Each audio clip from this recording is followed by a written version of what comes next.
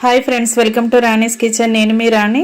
ఈరోజు snacks recipe చేసి చూపించబోతున్నానండి. Tea time snacks అనొచ్చు, అలాగే టిఫిన్ టైంలో చేసుకునే స్నాక్స్ కూడా అనొచ్చండి. ఆ ప్రాసెస్ అంతా చూద్దాం. వీడియోని ఫస్ట్ నుంచి లాస్ట్ వరకు చూడండి, మధ్య మధ్యలో స్కిప్ చేయకుండా చూడండి. 2 బంగాళదుంపలతో అప్పటికప్పుడే చేసుకునే ఆలూ బోండా అండి. బంగాళదుంప కర్రీ ఇష్టం ఉండే వారికి ఈ రెసిపీ అనేది ఖచ్చితంగా నచ్చుతుంది. మీరు కూడా ట్రై చేసి ఫ్యామిలీకి సర్వ్ చేసి పెట్టండి. అలాగే ఛానల్ని ఫస్ట్ టైం వాచ్ చేసిన వారు సబ్స్క్రైబ్ చేసుకుని పక్కనే ఉన్న బెల్ బటన్ని క్లిక్ చేయండి. నేను పెట్టబోయే రెసిపీస్ అన్నీ చూడండి. అలాగే వాటిలో మీకు నచ్చిన రెసిపీని కుక్ చేసి ఫ్యామిలీకి సర్వ్ చేయండి. ఎప్పుడూ కూడా ఆలూ బజ్జీ చేసుకుంటూ ఉంటాం, అలా కాకుండా ఈసారి ఆలూ బోండా చేద్దాం. ఇంకా ప్రాసెస్ స్టార్ట్ చేద్దాం. 2 బంగాళదుంపలను తీసుకుని శుభ్రంగా కడుక్కోండి. వాటిని మధ్యలోకి కట్ చేసుకోండి. ఒక్కొక్క దుంపని 4 ముక్కలుగా కట్ చేసుకోండి. ఇలా నేను చూపించే విధంగా నిలువుగా మాత్రమే కట్ చేసుకోండి. ఇదే విధంగా రెండో దుంపను కూడా కట్ చేసుకుని ఆ ముక్కలన్నీ కూడా గిన్నెలోకి వేసుకుందాం.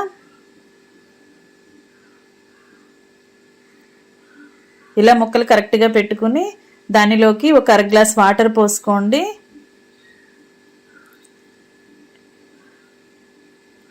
మరి ముక్కలు ములిగేంత వరకు అక్కర్లేదండి, కొంచెంగా పోసుకుంటే సరిపోతాయి. ఇప్పుడు ఒక 1/2 టీ స్పూన్ సాల్ట్ వేసుకుని 1/2 టీ స్పూన్ పసుపు కూడా వేసుకోండి. ఇవి రెండు కూడా వాటర్లో కలిసేంత వరకు బాగా కలుపుకొని గిన్నెకి మూత పెట్టుకుని కుక్కర్లో పెట్టి 3 విజిల్స్ వచ్చేంత వరకు ఉడికించండి. ఉడికిన తర్వాత చూద్దాం. ఇలా ఉడికేయండి. ఉడికిన తర్వాత దానిలో ఉన్న వాటర్ ఏమైనా ఉంటే వాటర్ అన్నీ కూడా తీసేసుకుని దుంపలకి పైన పీల్ ఓపెన్ చేద్దాం. దానిపైన స్కిన్ ఓపెన్ చేసేసి ముక్కల్ని మాత్రమే తీసుకోండి. ఫ్రెండ్స్, ఛానల్ని ఫస్ట్ టైం వాచ్ చేసిన వారు సబ్స్క్రైబ్ చేసుకోవటం మాత్రం మర్చిపోకండి. పక్కనే ఉన్న బెల్ ఐకాన్ని కూడా టచ్ చేయండి. నేను పెట్టబోయే రెసిపీస్ అన్నీ చూడండి. ఇప్పుడు పైన స్కిన్ ఓపెన్ చేసుకున్న దుంపల్ని అలా పప్పు గుత్తితో మ్యాష్ చేసుకోండి. దుంపల్లో ముక్కలు అనేవి ఏమీ ఉండకూడదండి, పలుకులు అనేవి ఏమీ లేకుండా ఇలా పప్పు గుత్తితో కానీ స్పూన్తో కానీ బాగా మెత్తగా మ్యాష్ చేసుకుని ముద్దలాగా చేసుకోండి. అదంతా కూడా పక్కన పెట్టుకుని రెడీగా పెట్టుకోండి. ఇప్పుడు కుకింగ్ స్టార్ట్ చేద్దాం. స్టవ్ ఆన్ చేసి కళాయి పెట్టుకుని 2 టేబుల్ స్పూన్లు ఆయిల్ పోసుకోండి.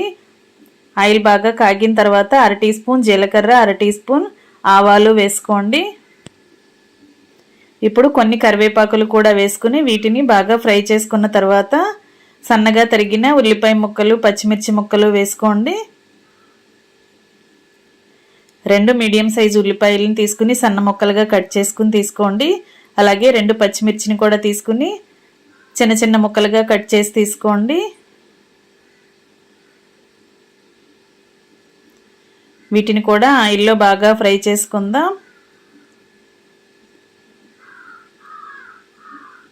ఆనియన్స్ ఫస్ట్గా మగ్గటానికి 1/2 టీ స్పూన్ సాల్ట్ వేసుకుని బాగా కలుపుకోండి. ఇప్పుడు 1/2 టీ స్పూన్ పసుపు, 1/2 టీ స్పూన్ అల్లం వెల్లుల్లి పేస్ట్ కూడా వేసుకుని ఆనియన్స్తో పాటు ఆయిల్లో బాగా కలిసేంత వరకు వేపుకోండి. అల్లం వెల్లుల్లి పచ్చివాసన పోయిన తర్వాత మనం ముందుగా మెదుపుకొని పక్కన పెట్టుకున్న బంగాళదుంప ముద్దని అలా ఆనియన్స్తో పాటు వేసేసుకోండి. ఫ్రై అవుతున్న ఆనియన్లో వేసేసుకోండి. ఈ ముద్దంతా కూడా ఆయిల్లో కలిసేంత వరకు బాగా కలుపుకోండి. అడుగున అంటుకుపోకుండా కళాయిని ఎప్పటికప్పుడు గరిటెతో కలుపుతూ ఉడికించుకోండి. ఇప్పుడు ఘాటుకి తగ్గట్టుగా కారం యాడ్ చేసుకోండి. మనం దుంపల్ని ఉడికించేటప్పుడు సాల్ట్ వేసాం, అలాగే ఆనియన్స్ ఫ్రై చేసినప్పుడు సాల్ట్ వేసాం కదా, ఇంకా సాల్ట్ అనేది వేయొద్దండి. కారం వేసుకుని 1 టీ స్పూన్ ధనియాల పొడి, 1/2 టీ స్పూన్ జీలకర్ర పొడి, 1/2 టీ స్పూన్ గరం మసాలా కూడా వేసుకుని కడిగి కట్ చేసి పెట్టుకున్న కొత్తిమీర రెబ్బలు కూడా వేసుకుని మూత పెట్టుకుని 2 నిమిషాలు బాగా ఉడికించండి. కర్రీలో తేమ అనేది ఏమైనా ఉంటే అదంతా ఎగిరిపోయి కర్రీ ముద్దలాగా వచ్చేంత వరకు ఉడికించండి. ఇప్పుడు వెనిగర్ వేస్తున్నానండి, ఒక 1/2 టేబుల్ స్పూన్. వెనిగర్ ప్లేస్లో మీరు నిమ్మ చెక్క అయినా రసం తీసుకుని వేసుకోండి. నిమ్మరసం అనేది కర్రీకి చాలా చాలా బాగుంటుంది. నిమ్మరసం అంతా కర్రీలో కలిసిన తర్వాత ఒక 1/2 టేబుల్ స్పూన్ పంచదార వేసుకోండి, షుగర్ వేసుకోండి. షుగర్ టేస్ట్ అనేది కర్రీకి చాలా చాలా బాగుంటుంది. ఆలు బోండా చేసినప్పుడు ఇలా షుగర్ని వేసామంటే మనం బోండా తింటున్నప్పుడు ఆ టేస్ట్ అనేది బాగా తెలుస్తుంది. షుగర్ అంతా కూడా మెల్ట్ అయ్యి కర్రీలో కలిసేంత వరకు బాగా కలుపుకుని ముద్దలాగా ఉడికిన తర్వాత స్టవ్ ఆఫ్ చేసి పక్కన పెట్టేసుకుందాం. ఇప్పుడు బజ్జీలకి కావాల్సిన పిండిని కలుపుకుందాం. ఒక మిక్సింగ్ బౌల్ తీసుకుని దానిలోకి 1 కప్పు నిండా శనగపిండి తీసుకుని వేసుకోండి. అలాగే అదే కప్పుతో 1/2 కప్పు బియ్యం పిండి వేసుకోండి. దీనిలో టేస్ట్కి సరిపడా సాల్ట్ వేసుకోండి.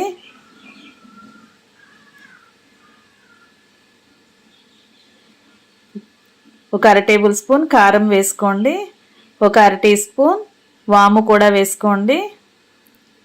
ఇవి 3 పిండిలో కలిసేంత వరకు బాగా కలుపుకోండి. ఇప్పుడు ఒక 1/2 టీ స్పూన్ పసుపు కూడా వేసుకుని పిండిని బాగా ఉండలు లేకుండా కలుపుకోండి.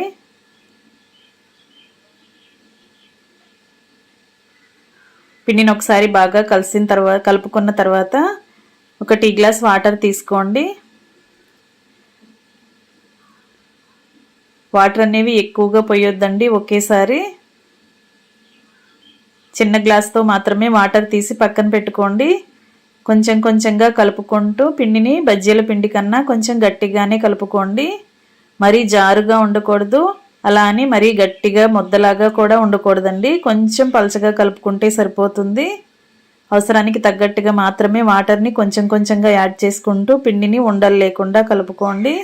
ఇప్పుడు ఒక 1/2 టీ స్పూన్ వంట సోడా కూడా వేసుకుని చిటికెడు వాటర్ పోసుకుని వంట సోడాని పిండిలో కలిసేంత వరకు బాగా కలుపుకోండి. పిండి కలుపుతున్నప్పుడు స్టవ్ ఆన్ చేసి కళాయిని స్టవ్ మీద పెట్టుకుని డీప్ ఫ్రైకి సరిపడా ఆయిల్ పోసుకోండి. ఆయిల్ కాగుతూ ఉంటుంది కదా, కాగుతున్న ఆయిల్ నుండి 1 టేబుల్ స్పూన్ ఆయిల్ని పిండిలో కలుపుకోండి. ఆ క్లిప్పింగ్ మిస్ అయిందండి, మీరు కలుపుకోండి. ఆయిల్ని కూడా పిండిలో బాగా కలుపుకున్న తర్వాత పిండిని బాగా కలిపి పక్కన పెట్టేసుకున్న తర్వాత ముందుగా రెడీ చేసి పెట్టుకున్న కర్రీ కూడా చల్లారింది కదా, ఇప్పుడు దానిలో నుండి కొంచెం కొంచెంగా కర్రీని తీసుకుని చిన్న చిన్న బాల్స్ లాగా చేసుకుని ప్లేట్లో పెట్టుకోండి. పైపిండి కలిపేసుకున్న తర్వాత మూత పెట్టుకుని పక్కన పెట్టి నానబెట్టుకోండి. మనం కర్రీ బాల్స్ని చేసుకునేంతసేపు శనగపిండి అనేది నానితే సరిపోతుందండి. మరి ఎక్కువసేపు నానిందంటే పిండి అనేది కండ్రగా వచ్చేసింది, స్మెల్ అనేది టేస్ట్ అనేది పాడైపోతుంది. శనగపిండి అనేది ఎక్కువగా నాననివ్వకూడదు. కర్రీ బాల్స్ అన్నీ కూడా రెడీ అయ్యాయి కదా, పైపిండి రెడీ అయ్యింది, లోపల పూర్ణం కూడా రెడీ అయ్యింది. ఇప్పుడు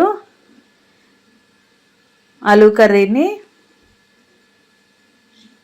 ఈ బాల్ని అలా పిండిలో ముంచి నేను చూపించే విధంగా స్పూన్తో శనగపిండి అంతా కూడా పై కోటింగ్ బాగా వచ్చేంత వరకు స్పూన్తో పిండిని బాగా పోసుకోండి. కాగుతున్న ఆయిల్లో ఇప్పుడు ఒక్కొక్క బోండాని వేసుకోండి. లోపల పూర్ణం అనేది పైకి కనిపించకుండా శనగపిండిని బాగా కవర్ చేయండి. చేత్తో అయినా వేసుకోవచ్చండి, కానీ మన చేతులు పెట్టినప్పుడు చేతి వేళ్ల నుంచి అంచుల నుంచి పిండి అనేది ఆయిల్లోకి కారుతూ ఉంటుంది.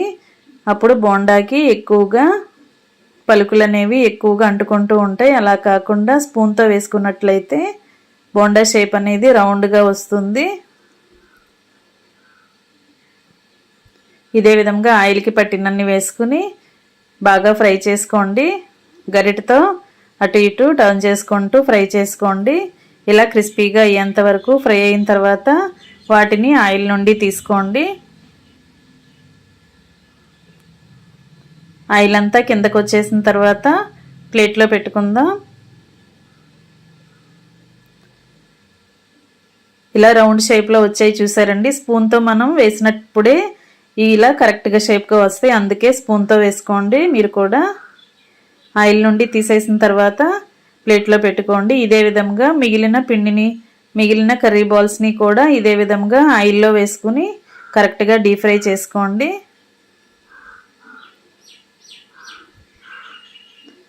మనం లోపల కర్రీని ఆల్రెడీ ఉడికించాం కదా, ఎక్కువగా ఫ్రై అవ్వాల్సిన పని లేదండి. పైపిండి అనేది కొంచెం క్రిస్పీగా వచ్చిన తర్వాత వెంటనే స్టవ్ ఆఫ్ చేసుకుని వాటిని డీప్ ఫ్రై చేసుకుని సర్వింగ్ ప్లేట్లోకి తీసుకోవటమే. చాలా చాలా టేస్టీగా ఉండి ఆలూ బోండా రెడీ అయిపోయింది. బయట తెచ్చుకుని తినే కన్నా ఇంట్లోనే ఇలా పిల్లలకి మనం చేసి పెట్టామంటే వారు ఎంజాయ్ చేస్తూ తింటారు. పెద్దవాళ్ళు అయితే ఇలా డైరెక్ట్గా తినండి. చిన్నపిల్లలు అయితే టొమాటో సాస్తో సర్వ్ చేసుకోండి. చాలా చాలా టేస్టీగా ఉండి ఆలూ బోండా రెడీ అయిపోయింది. మరొక రెసిపీతో మళ్ళీ కలుద్దాం. Thanks for watching. నేను మీ రాణి.